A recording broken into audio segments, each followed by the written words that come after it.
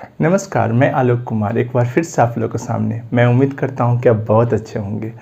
आज हम पढ़ने वाले हैं इंटरमीडिएट के द्वितीय वर्ष के तीसरे चैप्टर, जिसका नाम है जाति, वर्ग एवं बंधुत्व।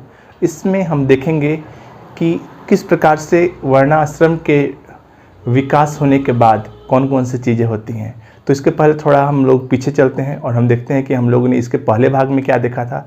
तो हम लोगों ने इसके पहले भाग में देखा था कि 6ठी शताब्दी ईसा पूर्व से पहले, यानी कि हड़प्पा सभ्यता के समय जाति से संबंधित कोई भी प्रमाण हम लोगों को प्राप्त नहीं होते हैं। परंतु जैसे ही वैदिक युग आता है उसके बाद वर्ण व्यवस्था का आरंभ होता है। वर्ण व्यवस्था, जी हाँ, मैंने बताया था आपको पिछली कक्षा में कि जो वर्ण व्यवस्था ब्राह्मण वर्ग था उसके द्वारा ये कहा गया था कि धर्म उनके अनुसार ब्रह्मा के मुख से ब्राह्मण, कांधे से क्षत्रिय और पेट से या जंघा से वैश्य और पैरों से शूद्र का जन्म हुआ है। तो इस कॉन्सेप्ट पर उन्होंने वर्ण व्यवस्था को जन्म दिया और उसके बाद उनके कार्यों का बंटवारा किया। जब वो कार्यों का बंटवारा कर रहे थे तो उस समय उन्होंने लोगों के वर्ण को देखकर ही कार्यों का बंटवारा किया, इसलिए इसे वर्ण व्यवस्था कहा गया। खैर, इसके कुछ वर्षों के बाद जब धीरे धीरे ये सामाजिक प्रक्रिया आरंभ हुई तो इससे कैसे और मजबूत किया जाए, इसके लिए ब्राह्मणीय व्यवस्था के द्वारा कुछ नीतियां बनाई गई थी। हम लोगों ने पिछली कक्षा में उन नीतियों का जिक्र किया था। फिर हम लोगों ने देखा था कि कैसे जाति व्यवस्था का उद्भव हुआ, यानी कि जाति व्यवस्था के बारे में हम लोगों ने ये देखा था कि कई ऐसे समुदाय थे जो इन वर्ण व्यवस्थाओं से अलग थे, तो उन्हें कैसे इसमें समाहित किया जाए, तब वहाँ पे जाति व्यवस्था का जिक्र आता है। फिर हम लोगों ने ये देखने का प्रयास किया था कि आखिर जाति व्यवस्था के बनने के बाद समाज की स्थिति कैसी होती है। अब हम आगे, आज का चैप्टर है उसमें हम देखेंगे कि कैसे जो वर्ण व्यवस्था थी उसका एकीकरण होता है, और दूसरा हम ये देखेंगे कि वर्ण व्यवस्था के बाद कैसे अंतर संघर्ष आरंभ होते हैं। तो अब हम देर नहीं करते हैं और हम देखते हैं अपने पहले सब टॉपिक को, जिसका नाम है व्यवस्था के अंदर 4 वर्णों का एकीकरण। तो जैसा कि आप देख सकते हैं प्रकार से 4 वर्णों से परे एकीकरण। तो इसमें हम ये मुख्यतः देखते हैं कि कैसे वर्ण व्यवस्था के बाहर जो समुदाय थे उनके बीच में किस तरह से एकीकरण हुआ।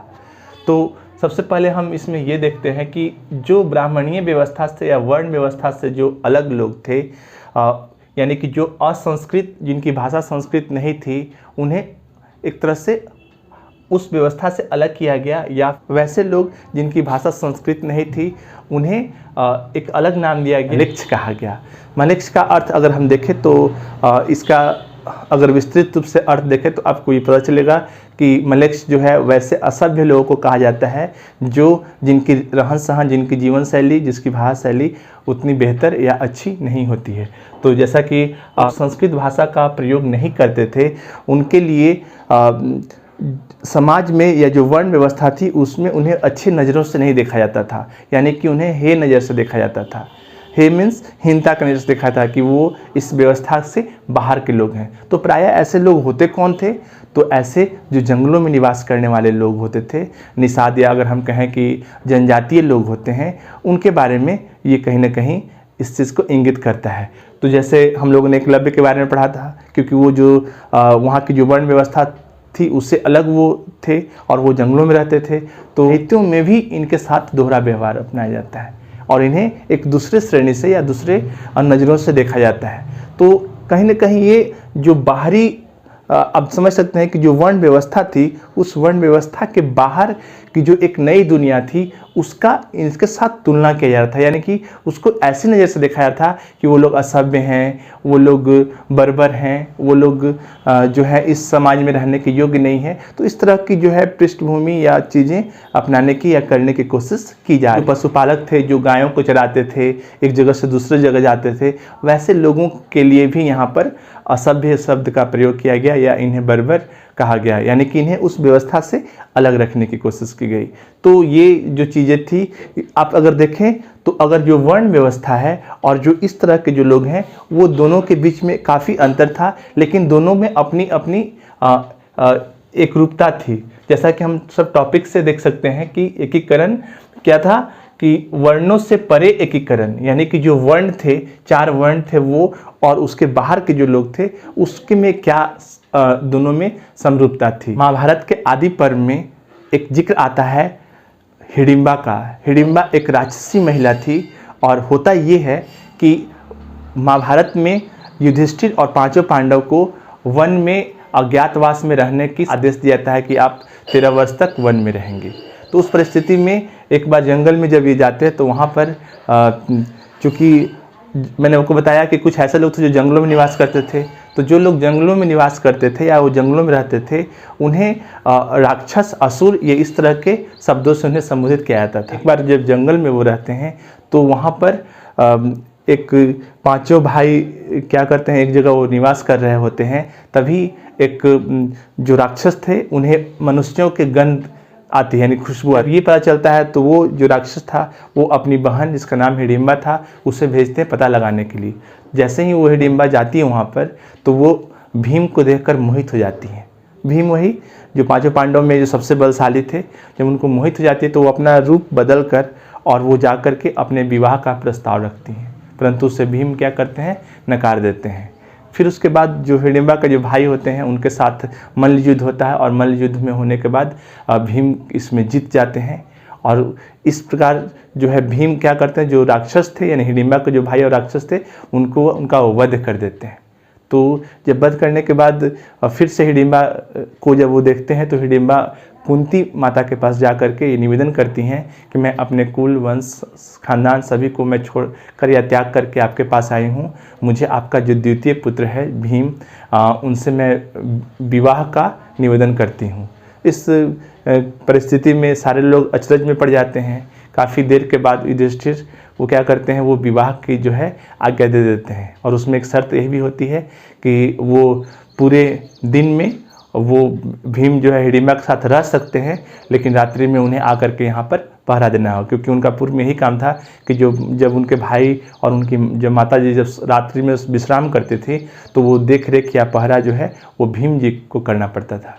तो इसके बाद जब उन लोग का विवाह हो जाता है तो जब तक वो वन में रहते हैं तब तक हिडिंबा उनके साथ रहती हैं, लेकिन जैसे ही वनवास समाप्त होता है हिडिंबा अपने ही वन में रह जाती हैं और उनसे एक पुत्र का जन्म होता है, उसका नाम था घटोत्कच।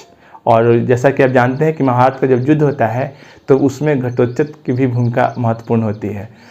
उस समय ये आपस में उन लोग का कमिटमेंट होता है कि जब कभी भी आवश्यकता होगी तब मैं वहाँ पर हाजिर होऊंगा। तो जब युद्ध होता है तो युद्ध में घटोत्कच की आवश्यकता पड़ती है भीम को और वो युद्ध में भाग लेते हैं। खैर, तो ये कहानी थी। तो इसमें एक चीज़ हम लोग को देखने को मिलता है कि ये जो स्टोरी है इसमें ये पता चलता है कि जो वर्णाश्रम था, जो समुदाय था और एक दूसरा समुदाय था, उन दोनों समुदाय में अलग अलग चीज़ें भले ही थी पर उसमें कुछ न कुछ समानताएं भी मिलती है। कहीं ना कहीं वो वर्णाश्रम में जो क्षत्रिय थे राजा और ये कहाँ असुर ये जाति के थे, या आप समझ सकते हैं कि जंगलों में रहने वाले जनजाति थे। तो ये इन दोनों के बीच में कहीं ना कहीं एक रूपता देखने को मिलती है। इस प्रकार का जो उदाहरण आप एकलव्य के बारे में हम लोगों ने देखा था, तो हम इस टॉपिक में यही देखते हैं कि जो वर्णाश्रम थे, जो व्यवस्थाएं थी, उस व्यवस्था के अलग भी एक सामाजिक व्यवस्था थी जिसमें वो लोग आपस में एकजुट होकर के रहते थे, और जो 4 वर्ण थे उसमें एक अपनी अलग व्यवस्था थी और उसमें लोग रहते थे। अब चलते हैं हम दूसरे टॉपिक पर, जिसमें 4 वर्णों से परे अधीनता एवं संघर्ष। सामनीय व्यवस्था थी, वर्ण व्यवस्था, उसमें कुछ लोगों को अस्पृश्य घोषित किया गया था। अस्पृश्य का अर्थ यहाँ पर यह है कि जिसकी कोई से टच न करे, उसे नहीं छुआ जाए, यानी कि छुआछूतिया कह सकते हैं आप उसको। तो ये जो घोषित किया गया था उन लोग को अस्पृश्य, वो उनकी हालत इस कदर खराब थी कि उसका वर्णन कई जगह हम लोग को देखने को मिलता है।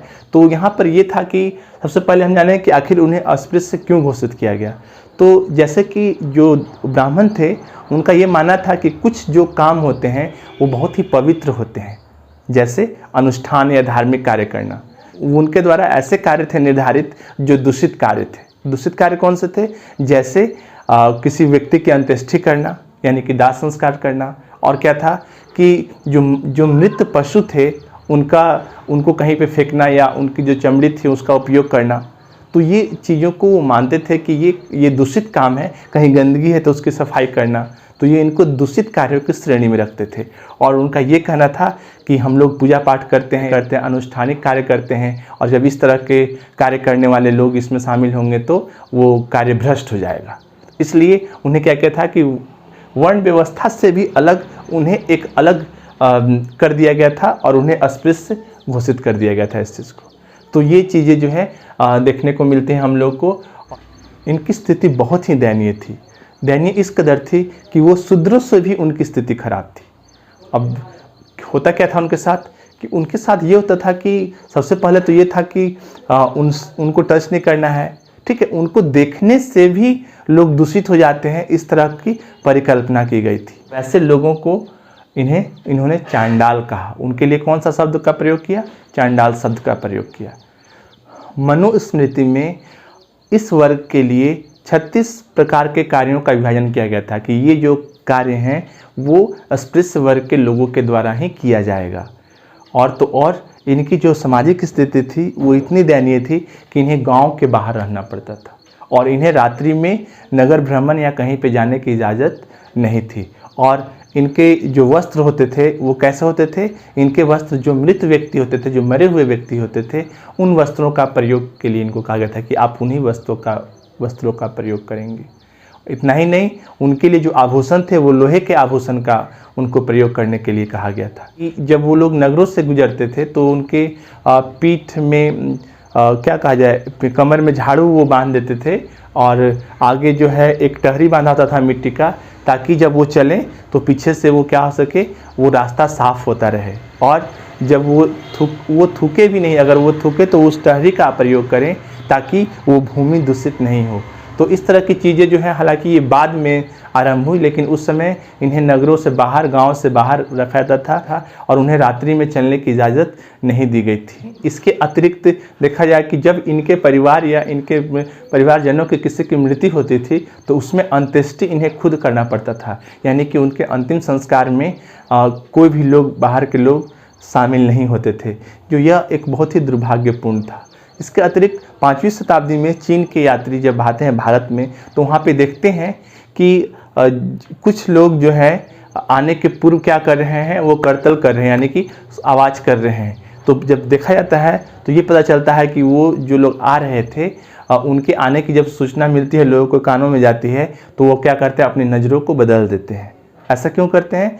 ऐसा ब्राह्मणी व्यवस्था में बनाया गया था कि वो जो अस्पृश्य वर्ग हैं या जो दलित हैं, वो उनको देखने से भी लोग दूषित हो सकते हैं, तो इसलिए वो क्या करते थे, अपने नज़रों को बदल देते थे। तो ये इसे देखकर जो बौद्ध भिक्षु थे वो काफ़ी हैरान होते हैं कि ये जो व्यवस्था थी वो किस प्रकार से समाज में जो शूद्रों से भी ज़्यादा दयनीय स्थिति इनकी कर दी गई। इस टॉपिक में देखा कि किस प्रकार से जो 4 वर्ण थे उससे परे एकीकरण हो रहा था, जिसमें हम लोगों ने हिडिंबा के बारे में जाना, एकलव्य के बारे में जाना, और उसके दूसरे में आधीनता और संघर्ष में कि किस प्रकार से जो यहाँ के लोग थे, जो वर्ण व्यवस्था थी, उसमें एक अलग तरह की जाति बनाई गई जिन्हें अस्पृश्य कहा गया और जिन्हें धार्मिक भाषा में चांडाल के रूप में प्रस्तुत किया गया। स्थिति ऐसी बदतर थी जिससे शायद उस समय की जो परंपरा थी, जो नियम बनाए गए थे, उसके इन लोग के साथ पशु से भी बदतर भेदभाव किए गए। तो आज के टॉपिक में हम लोगों ने इन दोनों चीज़ों को देखा। अगले भाग में हम अगले टॉपिक के साथ मिलेंगे। मुझे उम्मीद है कि आप लोग को ये वीडियो अच्छा लगा होगा। अगर अच्छा लगा तो प्लीज़ लाइक और शेयर करें।